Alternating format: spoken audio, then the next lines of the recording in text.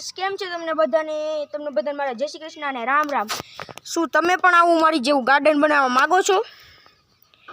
તમે જોઈ શકો છો મિત્રો, અત્યારે હાલમાં અમારા ગાર્ડનની સ્થિતિ કંઈક આવી છે, તમે જોઈ શકો છો। તો મિત્રો અત્યારે સવારમાં ભવણીમાં ઘણા બધા ફૂલ ઉગડ્યા હતા, અત્યારે મૂંઝાઈ ગયા છે। ઘણા બધા ઉગડ્યા હતા, બધા બંધ થઈ ગયા અને મુરઝાઈ ગયા છે બધા।